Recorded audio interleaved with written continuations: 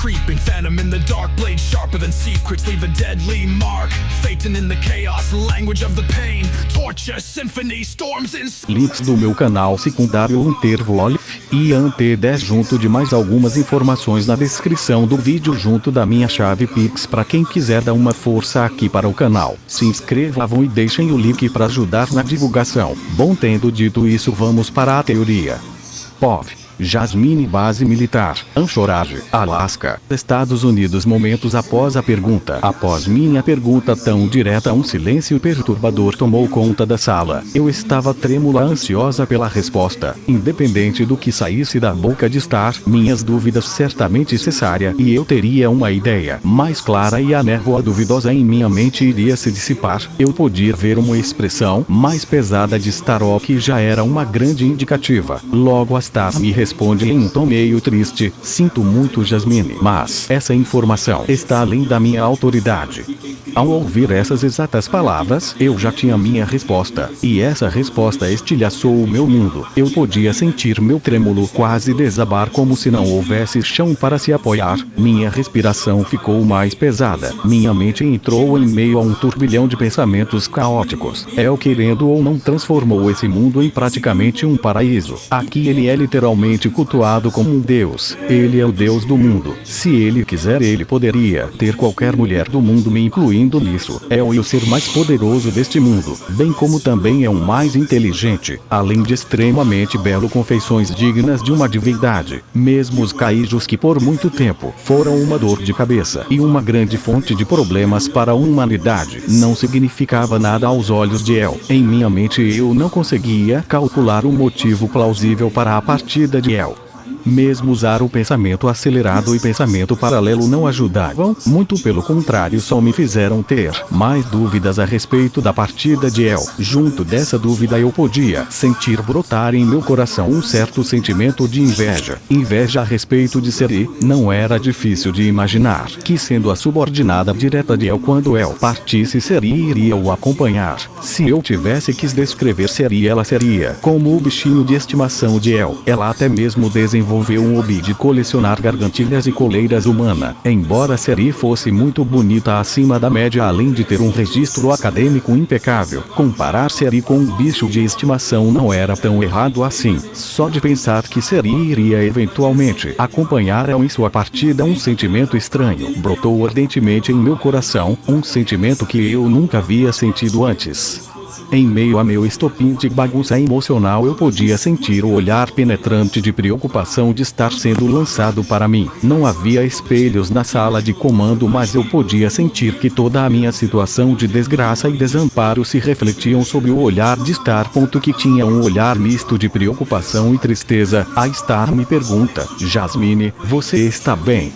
Ao ouvir isso eu me recomponho. Eu ajeito meu cabelo desgrenhado e rapidamente ponho um sorriso em meu rosto e falo em um tom calmo e tranquilo: eu estou bem, pequena, eu só preciso tomar um pouco de ar. Eu vou tentar falar com El depois. Após isso eu saio rapidamente da sala sem olhar para trás. Eu realmente precisava respirar ar puro para tentar aliviar meu coração, então eu saí da base sem nem mesmo ligar para as saudações dos soldados. Ao sair eu respirei bem fundo aquele ar gélido que refrescou bastante o meu ser, acalmando mesmo que pouco meus nervos. Apesar do turbilhão de pensamentos e dúvidas, apenas uma certeza havia em minha mente: preciso encontrar El. Essa era a minha única certeza que eu tinha. Se eu me encontrasse com El, minhas dúvidas poderiam ser sanadas, embora muitos fossem ver isso como uma faca de dois gumes. Algo como tentar questioná-lo seria como assinar sua sentença de morte. Eu que havia passado muito tempo como secretária de El, eu passei bastante tempo vendo suas ações, gestos, manias. Eu sabia como El era um fanático por aprender coisas novas que de preferência poderiam servir de inspiração para usar seus poderes. El, embora fosse bastante fanático por conhecimento e até mesmo um pouco hedonista, El não era um monopolizador. Se questionassem algo a El, contanto que fosse algo que ele pudesse responder, ele responderia. Então o melhor caminho para retirar minhas dúvidas era certamente me encontrar com El e perguntar diretamente a ele. POV.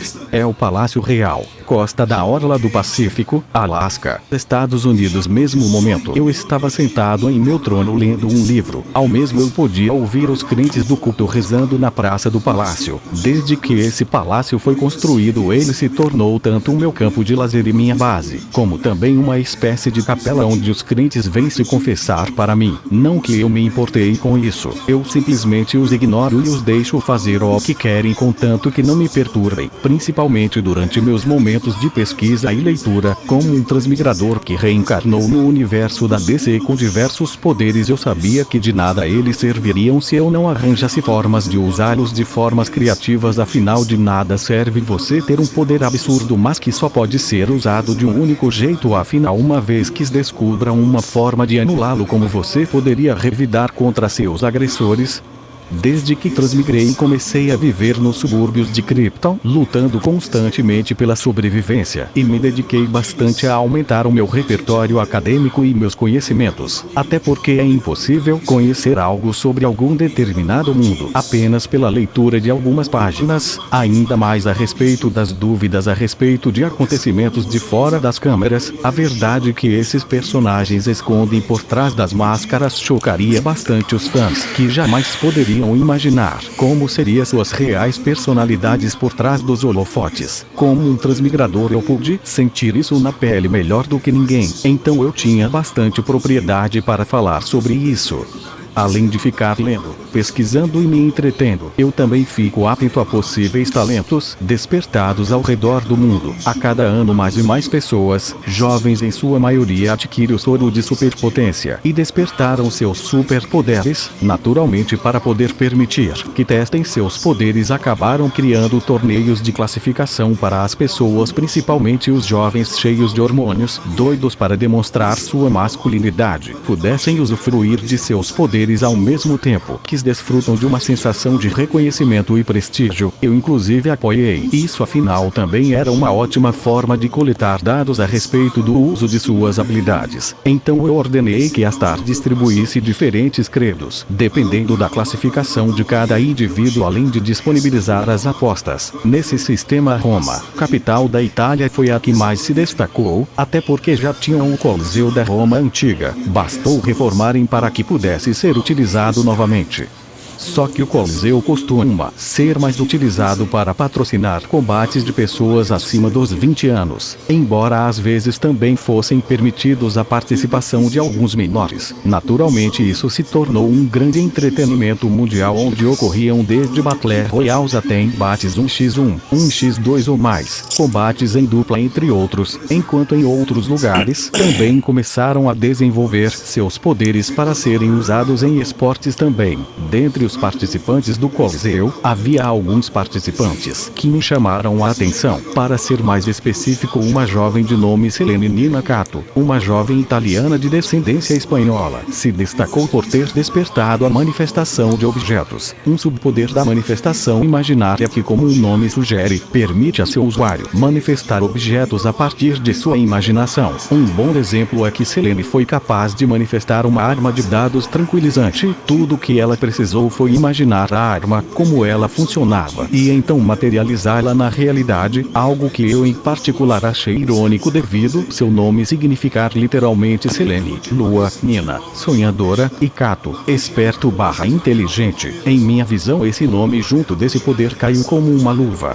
Uma habilidade envolvendo a imaginação para uma garota sonhadora e inteligente, uma combinação perfeita, não? Se eu tivesse que citar as limitações, seria só que ela tinha que estar consciente do que queria, imaginar corretamente o objeto desejado, além de que ela tinha que saber direito os componentes do objeto, ou seja, ela não poderia manifestar um objeto indestrutível sem saber os componentes que o tornavam indestrutível, além de não poder manifestar matéria orgânica, além de como esse é um poder baseado em imaginação, necessitava de uma pessoa de mente criativa e focada. Caso contrário, se seu usuário tiver sua mente colapsando e abalada, ou mesmo um usuário pouco inteligente, de nada serve esse poder. Tal estresse mental pode vir a ser prejudicial ao próprio usuário, além de que os objetos manifestados não eram permanentes e eventualmente desapareceriam se desintegrando no ar.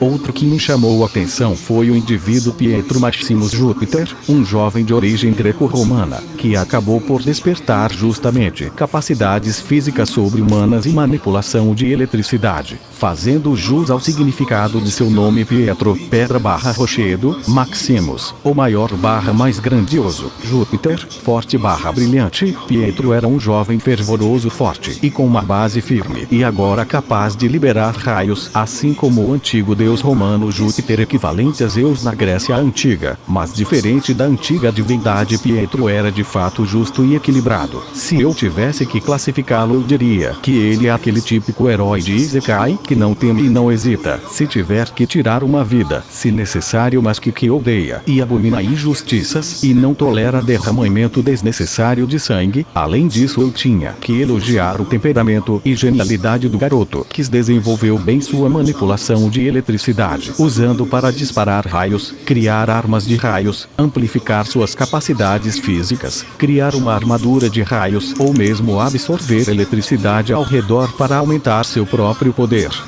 Camila Faustus Lúcius, uma bela garota de origem greco-romana com leve ascendência irlandesa. Seu nome significa Camila, a sacerdotisa. Faustus, feliz/afortunado. Lúcius, luminoso/iluminado, o que refletia em sua personalidade, que era de uma jovem otimista e alegre, bem como o seu poder, que era uma leve alteração de probabilidades e cura. Basicamente, ela era capaz de curar diversos tipos de ferimentos, doenças e até mesmo recolocar membros perdidos. Quanto à sua alteração de probabilidade, era praticamente uma habilidade passiva, ou seja, era quase que automática, e poderia até mesmo ser resumida à sorte, já que ela alterava as probabilidades ao seu redor para que as coisas dessem certo para ela. Se chovesse, as chances dela se molhar a menos que ela quisesse eram bem baixas. Embora fosse algo útil, não era absoluto. Ela não poderia reduzir uma probabilidade ao zero absoluto, e enquanto houvesse uma chance, o azar poderia atingir de forma terrível.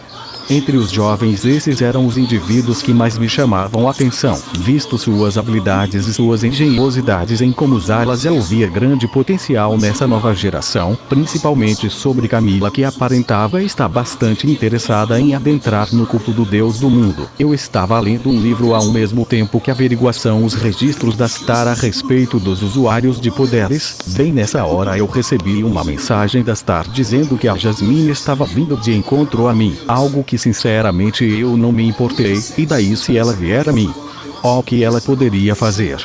Me ferir fisicamente e mentalmente nesse mundo era praticamente impossível de acontecer. Mesmo após passar milhares de anos na prisão mental de Gerald, não me causou danos. Até mesmo de certa forma me fez evoluir mais ainda. Aquilo foi uma genuína benção disfarçada, embora o poder de teletransporte de Jasmine fosse problemático ainda mais pelos cálculos rápidos dela. Não era nada que eu não pudesse lidar. Eu tinha total confiança que meus cálculos e meu teletransporte poderiam ser mais rápido e eficaz do que o de Jasmine. Então, que tipo de problemas ela poderia me causar que eu não pudesse lidar? Bem, quando eu termino de ler a mensagem de Star e estava prestes a retornar para minha leitura, a bela figura de Jasmine se materializou diante de meus olhos. Havia leves flocos de neve em seu cabelo. Havia uma leve vermelhidão suas bochechas devido ao ar frio. Seus olhos demonstravam certa preocupação misturado à confusão. Após uma breve olhada para Jasmine, eu voltei a me focar em minha leitura e disse em meu típico tom frio: "Oh, Jasmine, Ox deseja falar comigo." Esse tipo de interação era bem monótona, tanto eu quanto Jasmine já havia nos acostumado com essa breve interação. Eu podia ouvir os batimentos cardíacos de Jasmine, que costumavam ser controlados, agora batiam rapidamente com ansiedade fervorosa. Além disso, o cheiro dos feromônios exaltados de Jasmine indicavam que ela estava realmente em um estado deplorável de confusão, que precisava urgentemente ser tratado. Logo eu escuto Jasmine fala em um tom meio melancólico: Você planeja partir? Ir embora desse mundo?" Eu fiquei momentaneamente em silêncio, focado em minha leitura, mas logo eu respirei fundo e então liberei um leve suspiro e falei em tom indiferente: "Isso não estava óbvio? Desde que vim a este mundo, pensei ter deixado claro que eu estava aqui só de passagem e que eventualmente eu iria retornar para o meu mundo."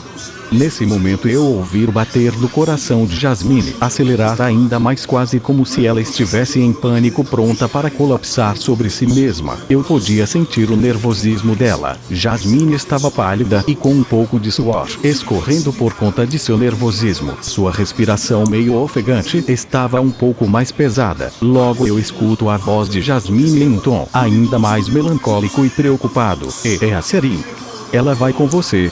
Eu respondo ainda com indiferença em minha voz. É claro, afinal, quando despertei neste mundo ela decidiu se submeter a mim e ser meu pet de estimação. Seria rude da minha parte se eu abandonasse meu lindo pet em outro mundo, não seria?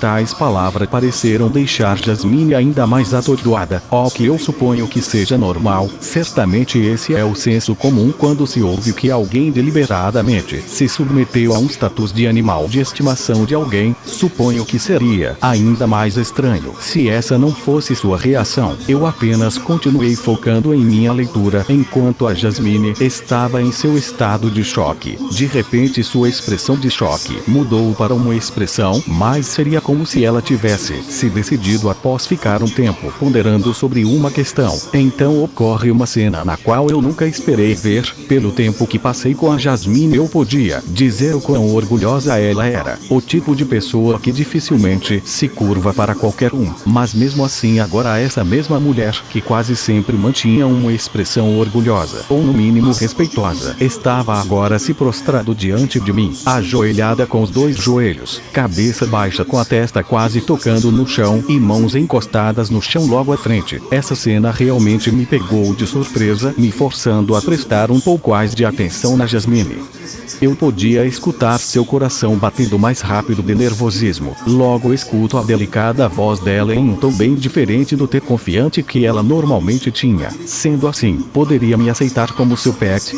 Tal pedido realmente me surpreendeu e me deixou um pouco perplexo. Ver a antes orgulhosa Jasmine se colocar em uma posição tão humilhante e ainda por cima realizar um pedido tão indecente como se tornar meu pet, a Serir realizar esse pedido e até aceitável, afinal ela é uma gêmea louca com muitas semelhanças com a Arlequina. Mas e quanto a Jasmine? Ela é uma mulher empoderada, uma excelente jornalista e uma espiã ainda mais excepcional para os padrões humanos. Além de até o momento ser a única nesse mundo capaz de suportar até 3 poderes. Então ver tal mulher de personalidade forte e orgulhosa me pedir para aceitar como meu pet realmente estranho. Eu falo em um tom um pouco curioso. Por que você deseja ser meu pet? Qual o seu objetivo com isso, Jasmine? Ela fica em silêncio por um momento até que ela tomar coragem, levantando a cabeça e fazendo nossos olhares se cruzarem. Eu podia perceber o leve rubor em suas bochechas. Logo ela respira fundo e fala: bem, eu também não sei o porquê, mas sinto que te seguir e o caminho correto pelo qual eu devo seguir. Até porque mas só ver seus feitos incríveis. Você certamente não é um ser ordinário. Quanto ao meu objetivo, bom, nem eu sei dizer direito. Eu só quero ficar mais perto de você. Sei que isso pode parecer patético perante a seus olhos, mas eu realmente quero ficar mais próximo de você. Se para isso eu vou ter que me tornar seu pet, então que assim seja. Eu podia ver a determinação ardente em seus olhos e a sinceridade em cada palavra que saía da boca de Jasmine. Bem, embora isso fosse algo realmente inesperado, eu não tinha por que recusar, embora eu costume ignorar a Jasmine exceto quando ela tem algo realmente útil a me dizer. Eu sei bem o quanto essa mulher é capaz, o quanto ela era competente em seu ofício, e ter alguém para me ajudar a administrar o futuro Império Kryptoniano, além de ajudar a lidar com toda a burocracia chata que todo grande governo tende a enfrentar. Eu podia deixar essas questões para a Jasmine resolver, já que ela sempre se demonstrou ser bastante competente ao lidar com a papelada. Então ela seria de grande ajuda, principalmente para aliviar o estresse e o peso que a liderança pode causar. Após um tempo pensando e refletindo, eu tomo minha decisão e falo sorrindo em um leve tom cordial: certo, como desejar, eu te aceito como meu pet. Como tal, daqui a mais ou menos 5 anos e 5 meses, eu irei partir e levarei você e Seri comigo. Tudo bem para você? Sem nenhuma hesitação, a Jasmine concordou imediatamente com a minha proposta. Agora eu só poderia torcer para que a Jasmine não acabasse pegando alguns dos gostos da série também. Caso contrário, eu iria ficar parecendo um daqueles protagonistas dominantes de manhwas adultos. Não que eu já não pudesse ser considerado um, é só olhar para o caso de Seri. Apesar dela ser excêntrica por natureza, não é como se isso tivesse alguma coisa realmente importante nisso, ou como se eu me importasse como os outros me veem. Se importar ainda mais, prioriza a opinião alheia, e uma completa tolice e desperdício de tempo. Após essa breve interação com a Jasmine, mais 4 meses se passaram e eu continuei armazenando energia para minha nave. Durante esse tempo, a Jasmine começou a passar bem mais tempo ao meu lado, além de também começar a administrar ainda mais responsabilidades em meu nome, como na criação de um instituto voltado à pesquisa de novas tecnologias, como a tecnologia de antigravidade e a tecnologia de suporte de vida espacial, também na pesquisa de uma fonte renovável de energia auxiliada pelo Atom e sua equipe no reino microscópico. Ela fez tudo isso com o objetivo de melhorar minha reputação diante dos olhos do público. Embora eu não me importei muito com isso, devo admitir que realmente foi uma boa jogada da parte dela. Além disso, utilizando as tecnologias de antigravidade, foi possível criar a primeira ilha flutuante. Claro que devido a diversos fatores ainda é insustentável, afinal, utiliza uma quantia absurda de energia, e a única energia potente o suficiente para isso seria a energia nuclear. Mas acho que nem preciso dizer que seria inviável, mesmo assim, com todos os cientistas do mundo trabalhando em conjunto da equipe do Atom, e bem provável que cidades flutuantes se tornem realidade antes da minha partida de volta para o meu universo. POV. Jasmine, Palácio Real, costa da orla do Pacífico, Alasca, Estados Unidos. 4 anos e um mês depois. Nesse exato momento, eu estava olhando para Paradisesky, a primeira ilha flutuante autossustentável com tecnologia de ponta. Essa ideia só se tornou possível graças à descoberta da Academia Global de Ciências com o auxílio da Atom Laboratory, que descobriram uma nova fonte de energia limpa, renovável e autossustentável nessa ilha flutuante, e onde foi estabelecido também o Centro de Vigilância Global, junto de um projetor de campo de força que cria um escudo em volta da ilha. Se tudo for como planejado no futuro, existirá diversas dessas ilhas flutuantes, como determinados pontos, onde irão projetar um grande escudo em volta do planeta para proteger contra ameaças externas. Devo admitir que acho uma pena que não irei poder ver esse grande acontecimento com meus próprios olhos, já que daqui a um ano El irá partir e levar a minha série com ele. De qualquer forma, Star ainda vai permanecer aqui para auxiliar nesses projetos futuros, então acho que não iria fazer tanta diferença estarmos ou não aqui. Quanto à energia que El estava armazenando, já foi completamente armazenado, então agora só falta a Doutor Seri retornar de seu intercâmbio com os precursores. Bem, quando eu estava perdida em pensamentos, eu escuto a Star informar sobre o aparecimento de um kaiju perto do porto. Nem foi preciso El dizer uma palavra, já era óbvio quem era. Eu apenas fiz uma breve reverência a ele, que estava sentado em seu trono, lendo um livro como de costume. Eu me teletransportei para o porto para recepcionar a Doutor Seri, vendo submergir da água um kaiju grotesco e com cheiro podre que me faz franzir a testa e cobrir meu nariz. O kaiju aproxima o focinho. Ele abre a boca e estende a língua, e de dentro sai a Doutor Seri com uma cara de nojo, como se estivesse prestes a vomitar devido àquele cheiro podre. Logo que ela sai, o kaiju retorna de onde veio. Eu me aproximo da Doutor Seri, que logo me percebe e em um tom bem animado fala: "Ó, Jasmine querida, o El te mandou para me buscar." Eu sorrio e falo em tom amigável: "Sim, Doutor Seri, muitas coisas aconteceram durante seu intercâmbio com os precursores, mas primeiro acho melhor levá-la para tomar uma boa ducha e trocar de roupas."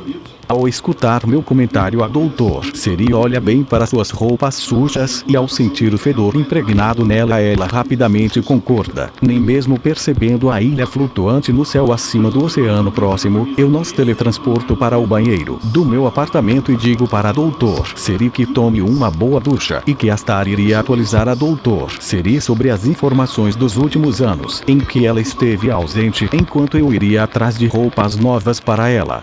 Depois dessa ela ficar 2 horas tirando aquele maldito cheiro de seu corpo. Ela vestiu uma camisa branca apertada que acentuação bem seus seios voluptuosos, uma jaqueta de couro preto, uma saia apertada de couro preto atenuando bem sua bunda farta, meia calça arrastão, botas de couro preto. Além disso, ela estava usando uma gargantilha preta. Isso me fez questionar se isso é algo do gosto de El e se eu, como um dos pets dele, deveria começar a usar uma também. Bem, quando eu estava me questionando sobre isso, Seri estende a mão como uma gargantilha vermelha para mim. Quando eu olho para seu rosto, ela estava com um sorriso bem acolhedor. Então eu pego a gargantilha e, com uma breve hesitação, eu coloco e surpreendentemente combinou bastante com minha saia e salto de cor vermelha. Então, quando eu estava prestes a nos teletransportarmos para o palácio, até que recebemos uma mensagem da Star. POV. É o Palácio Real, costa da orla do Pacífico, Alasca, Estados Unidos. Logo após a saída de Jasmine, eu estava lendo um livro, como sempre buscando formas de me entreter ou de usar meus poderes de formas mais eficientes. Afinal, se o ser de grande poder passar um grande período de tempo sem se sentir entretido ou desafiado, ele começa a ficar muito arrogante e descuidado com as coisas à sua volta, e eventualmente vai se desesperar quando encontrar um problema que não pode ser resolvido facilmente. Após terminar meu livro, eu sabia que era questão de tempo até que a Jasmine retornasse com a Seri. Então aproveitei para teletransportar para o Coliseu em Roma, onde estava prestes a ter outra luta na arena, algo que se tornou bem comum ao longo dos anos. Hoje a luta era entre Yuri Sidorov, um russo, que se tornou um fenômeno em ascensão na arena com seu poder criocinético que lhe permite liberar nitrogênio de seu corpo, concedendo-lhe a capacidade de gerar e controlar gelo, demonstrando uma habilidade notável até mesmo no controle de partículas geladas à sua volta, que quando respiradas podem causar grandes danos internos. E hoje ele iria enfrentar Mei Chun Sn, uma chinesa dita como pertencente a uma família dita com descendentes dos antigos imperadores. O que é mais irônico e que ela acabou por despertar justamente o poder contrário ao de Yuri. O poder de Mei Chun é justamente a pirocinese, que lhe permite gerar e controlar chamas, bem como também gerar e controlar energia térmica. Esse confronto definitivamente pode servir para me entreter, já que esse é meu último ano nesse universo. A energia suficiente para minha nave já foi coletada, eu só vou ficar mais um ano para organizar mais algumas coisas, já que talvez no futuro eu possa acabar decidindo voltar para passar um tempo por aqui. Eu disse a Star para informar a Jasmine e a Seri sobre a localização, para não criar confusão caso elas não me encontrassem no palácio. Eu estava em um assento privado com uma visão privilegiada para a arena. O combate estava prestes a ser anunciado pelo apresentador, quando de repente Jasmine e Seri se teleportaram para o meu lado. Quando olho para elas de cara, eu noto as gargantilhas, que me fazem ter um breve questionamento se Seri já conseguiu fazer a cabeça de Jasmine para que se tornasse uma pervertida extravagante como ela. Quanto a Seri, eu tinha que admitir que ela estava linda, como no dia em que partiu. Parecia que nem havia envelhecido, o que me faz pensar se no mundo dos precursores do tempo passava de forma diferente, ou se os genes Kaiju de Seri lhe concederam uma maior longevidade, já que ela nunca havia usado os soros de longevidade ou superpotência. Ao ver Seri pula em cima de mim sem a menor precaução, fazendo a Jasmine franzir levante a testa, mas se mantendo calada. Seri fala em um tom doce e amigável: "Oizinho El, sentiu minha falta nesses últimos?" "Porque eu senti muito sua falta." Eu solto um leve sorriso, mas falo em um tom indiferente: "Claro que senti sua falta, afinal você me pertence, não é mesmo?" Enfim, e bom que você esteja de volta. Espero que tenha aprendido bastante com os precursores. Ao ouvir minha fala, Seri dá largo sorrisinho fofo. Ela logo sai do meu colo e se senta no chão ao meu lado direito, apoiando a cabeça em minha perna. Ela fala em tom animado: "Eu aprendi bastante sobre a engenharia genética deles. Devo admitir que foi bastante interessante aprender sobre toda aquela tecnologia. Tenho certeza que só a tornou uma ferramenta ainda melhor para você." Eu falo agora com uma face inexpressiva e indiferente: "Oh, é mesmo? Bom, ainda temos mais um ano neste mundo para que você possa mostrar um pouco do que você aprendeu. Por agora, que tal observarmos o espetáculo que está prestes a começar?" Ao ouvir isso, Seri ficou quieta com um sorriso no rosto olhando para a Arena. Quanto a Jasmine, ela apenas foi para meu lado esquerdo. Ela já estava acostumada com isso, já que eventualmente eu via aqui para me entreter com os combates que eram apresentados. Por mais que alguns possam dizer que isso era bárbaro, a verdade era que a violência sempre foi um belo espetáculo a ser presenciado pelas pessoas, e sempre foi algo que arrecadou bastante dinheiro. Agora envolvendo poderes e sendo um esporte onde todos podem extravasar seu estresse, seja lutando ou assistindo os combates. Terceira pessoa, Coliseu, Itália. Mesmo momento, logo a luta tem início com Yuri usando sua criocinese para criar partículas gélidas à sua volta, tentando limitar o uso das chamas de Mei-Shun. A mesma, percebendo isso, tenta se manter afastada e gera chamas que ela dispara na forma de bolas de fogo. Yuri desvia de 2 bolas de fogo e cria uma parede de espinhos de gelo para se proteger das demais. O gelo logo começa a derreter devido ao calor das chamas. Mei-Shun também usa seu poder de energia térmica para aumentar a temperatura do ambiente. Yuri começa a gerar grandes quantias de gás nitrogênio do seu corpo para reduzir os efeitos das chamas e regular sua temperatura em contraste com o ambiente. Yuri cria uma fina camada de gelo sobre a pele e parte com tudo para cima da Mei-Shun, tentando liderar a situação em um combate corpo a corpo, algo que Mei-Shun percebe facilmente e começa a usar energia térmica em seus punhos e pernas, usando artes marciais em conjunto, tornando o combate corpo a corpo ineficaz. Cada golpe de Mei-Shun causava queimaduras intensas em Yuri, sem falar que a alta temperatura tornava a fina camada de gelo inútil. Yuri então criou braceletes de gelo com pontas afiadas como espadas. Usando isso, Yuri conseguiu realizar vários cortes significativos em Mei-Shun, que tentou elevar a temperatura para derreter o gelo, mas Yuri estava constantemente refrigerando as espadas para impedir isso. Mei-Shun então resolveu usar suas chás em formas de dragão que ela controlava com precisão para atacar Yuri, forçando a recuar e tentar de todas as formas despistar os dragões, criando barreiras de gelo. Mas quando ele foi encurralado por 2 dragões de fogo, Yuri não teve escolha a não ser formar uma esfera de gelo à sua volta, se auto-sabotando e se prendendo em um forno criado por ele mesmo. Yuri só conseguiu pensar em uma forma de escapar, que foi tentar criar um caminho de espinhos de gelo à cega para sair do fogo cruzado. Surpreendentemente funcionou, e ele conseguiu se manter a salvo apesar de sua pele estar avermelhada e até mesmo o vapor está saindo de seu corpo. Ao mesmo tempo, os gritos frenéticos da plateia podiam ser ouvidos. Mei-Shun parte para cima de Yuri com suas artes marciais amplificadas pela energia térmica e suas chamas que até deixavam pegadas de queimada no chão. Yuri rapidamente estendeu a mão e criou diversos espinhos para parar a caminhada de Mei-Shun. Não só isso, Yuri cria diversos espinhos pela arena e ele fecha o punho, fazendo os espinhos explodirem em pequenas partículas gélidas.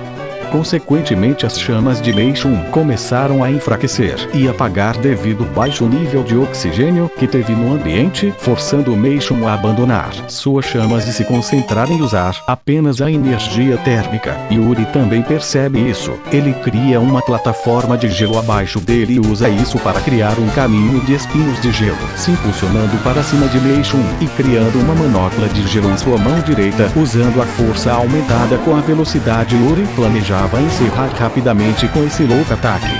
Mas Mei-Shun tenta ganhar tempo pulando para fora do caminho, além de espalhar energia térmica pela arena, aumentando ainda mais a temperatura para reduzir a eficácia da plataforma de gelo de Yuri. Mei-Shun dispara um feixe de energia térmica de seu dedo indicador, desequilibrando Yuri. Quando mesmo tenta desviar, ela aproveita a abertura e, usando uma mini explosão de energia nos pés, ela se impulsiona para cima de Yuri, que fica sem reação, sendo pego por ela, que utiliza de uma técnica marcial, jogando Yuri para fora da arena, assim ganhando esse combate, sendo anunciado sua vitória pelo apresentador.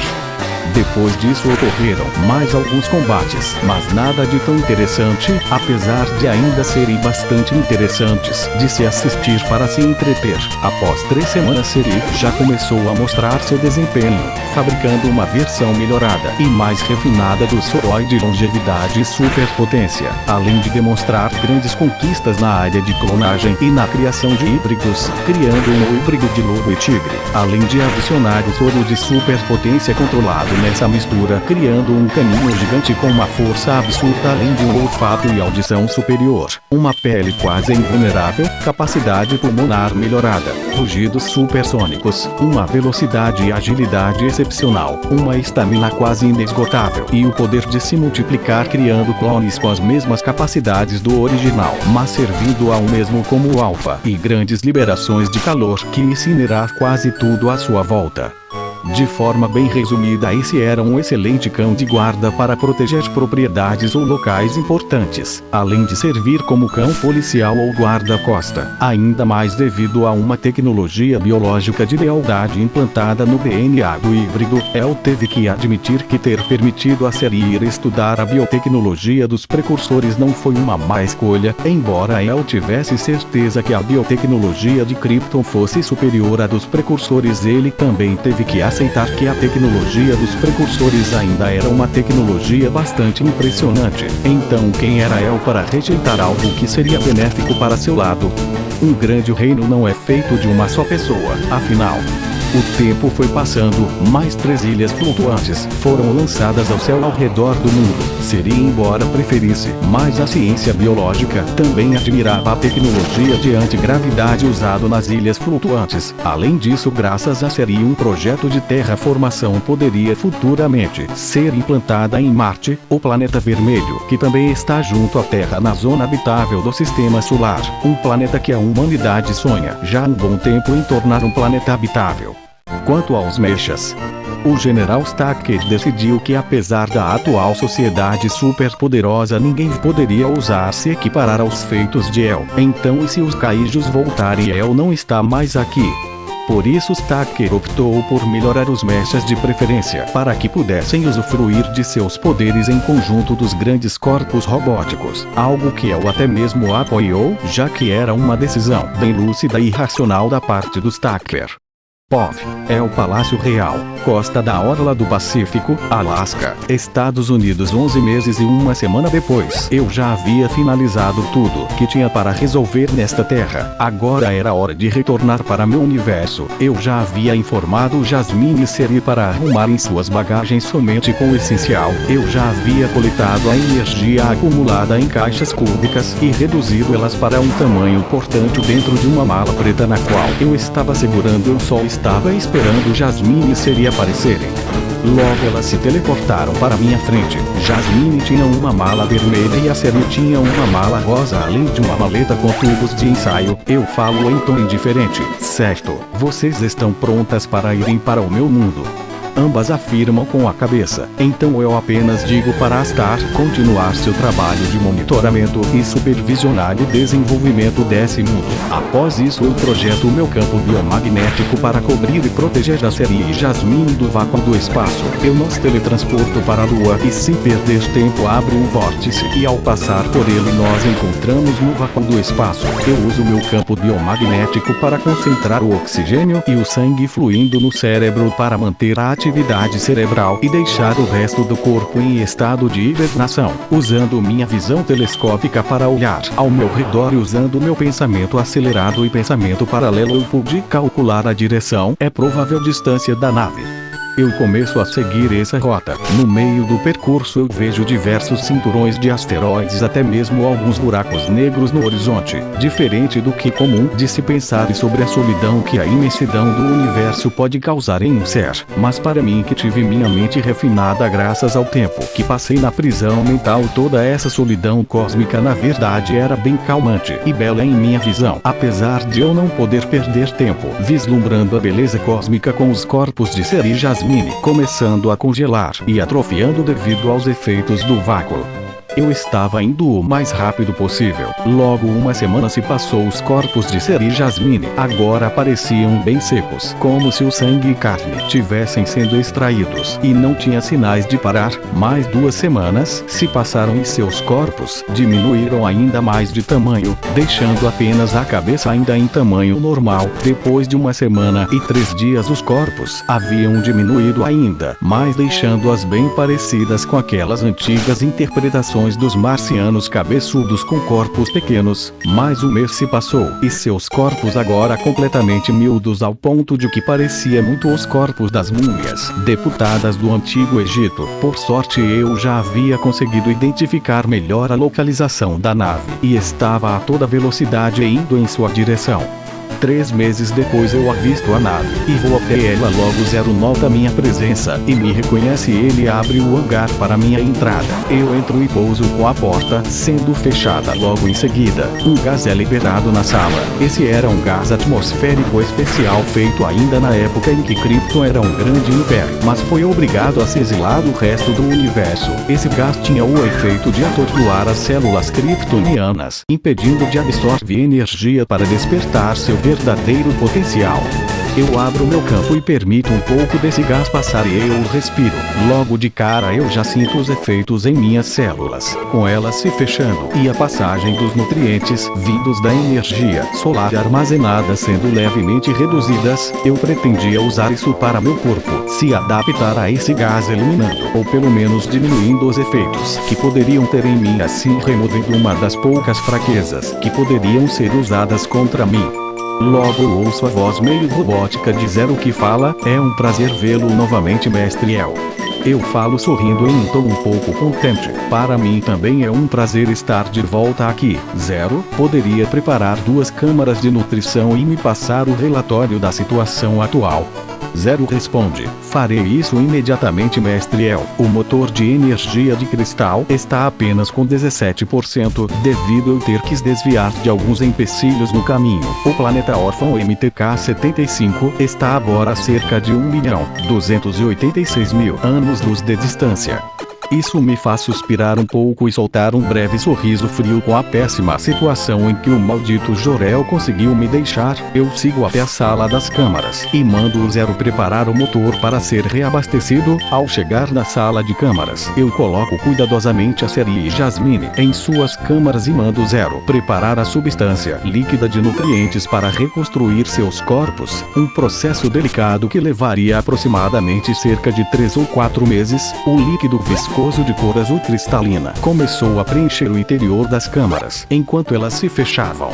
Eu então deixo as malas delas ao lado de suas câmaras e segui para reabastecer o motor. Ao chegar no local para realizar essa tarefa, eu abro a maleta com diversos furos com energia contidas. Eu as faço aumentar de tamanho suficiente para encher a mão inteira. Eu coloco os furos 1 a 1 que são sugados para dentro e desmaterializados e consumidos pelo motor de energia. Após terminar, eu sigo de volta para a sala de comando e pergunto para Zero sobre o atual nível de energia do motor de cristal. Zero fala em seu tom robótico: "O motor de cristal foi reabastecido com sucesso. O nível de energia agora se encontra em 98%.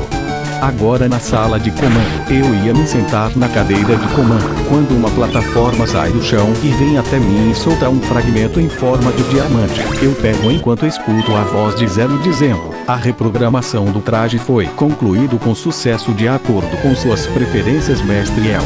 Eu analiso e reflito sobre a chave de diamante em minha mão, me fazendo ter diversas recordações boas do passado. Eu deixo essas memórias de lado e pego a chave com a ponta dos dedos e pressiono a ponta contra meu peito, o que faz as roupas que eu veste a começassem a queimar e se desintegrar enquanto uma substância líquida negra brilhante começa a percorrer meu corpo. Enquanto queimava minhas roupas, a chave se desfaz se unindo à substância líquida. Essa substância começa a se reformular, se pressionando contra minha pele, cobrindo quase todo o meu corpo e acentuando bem meus músculos, tanto os meus bíceps e costa, quanto meu abdômen e coxas. A minha nova roupa era de cor preta, prateada e branca, sendo a parte superior preta com linhas prateadas e um diamante com o símbolo da casa de El no peito. A parte inferior e preta com linhas prateadas e botas brancas cintas com linhas pretas, um cinto com uma túnica branca e uma capa preta com pelo branco ao redor do meu pescoço.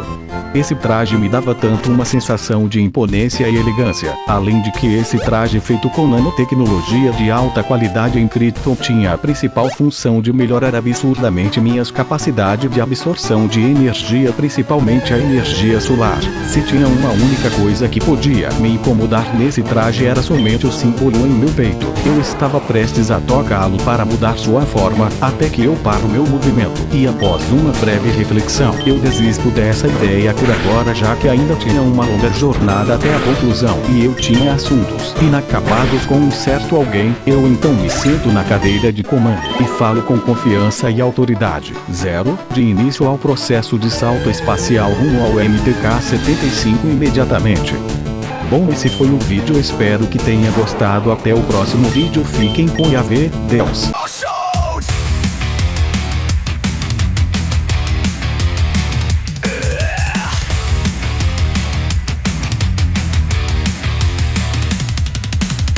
Steps creeping, phantom in the dark, blade sharper than secrets, leave a deadly mark. Phaeton in the chaos, language of the pain, torture symphony storms inside my brain.